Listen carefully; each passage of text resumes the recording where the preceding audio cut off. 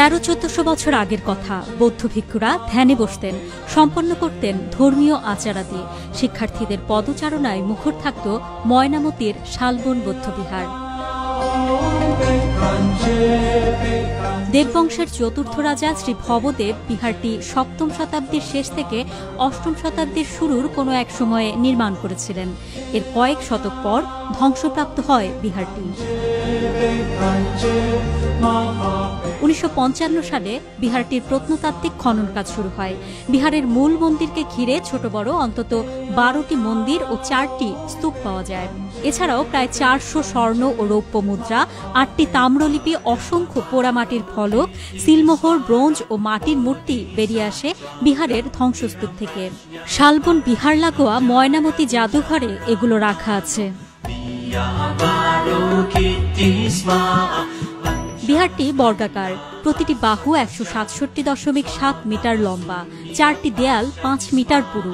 চারদিকের দেয়াল ঘেঁষে 155টি কক্ষ আছে। ঘরগুলোর সামনে আছে 8.5 ফুট চওড়া টানা বারান্দা। এই ঘরগুলোতে বৌদ্ধ ভিক্ষুরা থাকতেন, করতেন ধর্মচর্চা, দিতেন বিদ্যা শিক্ষা। প্রতিদিন এখানে আসেন অনেক দর্শনার্থী। এখানে শিক্ষা অনেক বেশি উন্নত ছিল, সেটার প্রমাণ দিচ্ছে ময়নামতি বৌদ্ধ বিহারটা। বৌদ্ধ বিহারে এসে আমার অনেক ভালো লেগেছে। প্রত্নতত্ত্বটা নিজের চোখে যেভাবে দেখবে সেভাবে পাঠ্যপুস্তকে সে পাবে না। ভালো লেগেছে, সুন্দর জায়গা। সরকার যদি এটাকে আরো ভালোভাবে সংরক্ষণ করে তাহলে আমাদের পরবর্তী যে প্রজন্ম তারা খুব ভালোভাবে এটাকে নিবে। 5 থেকে 12 শতকের শেষ পর্যন্ত দুই বাংলা ও ভারতের বিহার প্রদেশে অনেক বিহারের অস্তিত্ব ছিল। 7 থেকে 12 শতক পর্যন্ত এটা স্থায়ী ছিল। এটা একাধারে রাজনীতি চর্চার কেন্দ্র, ধর্মচর্চার কেন্দ্র, অর্থনীতি চর্চার কেন্দ্র, এবং এটা ভারতের নালন্দা বিশ্ববিদ্যালয়ের সমসাময়িক একটা জায়গা। বিহারটির আরেক পাশে নবশালবন বিহার নামে আরেকটি বিহার নির্মিত হচ্ছে।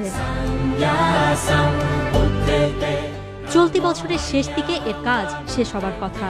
পুরনো আর নতুন দুই বিহারই হবে দর্শনার্থীদের জন্য এক দর্শনীয় স্থান, যেখানে ঘুরে ইতিহাসের অনেক অজানা তথ্য জানতে পারবে সাধারণ মানুষ।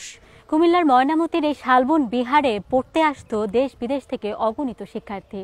এই বিহারকে কেন্দ্র করে তখন গড়ে উঠেছিল এখানকার অর্থনীতি, রাজনীতি এবং শিক্ষা ব্যবস্থা, যা ছিল খুবই উন্নত। এখনকার বিশ্ববিদ্যালয়গুলোও হবে এই বিহারের মতোই উন্নত এবং বিশ্বের দরবারে, যা বাংলাদেশের অর্থনীতি, রাজনীতি এবং সংস্কৃতিকে মাথা উঁচু করে দাঁড়াতে সাহায্য করবে, এমনই প্রত্যাশা সবার। অন্তরা বিশ্বাস, নিউজ 24, ময়নামতি, কুমিল্লা।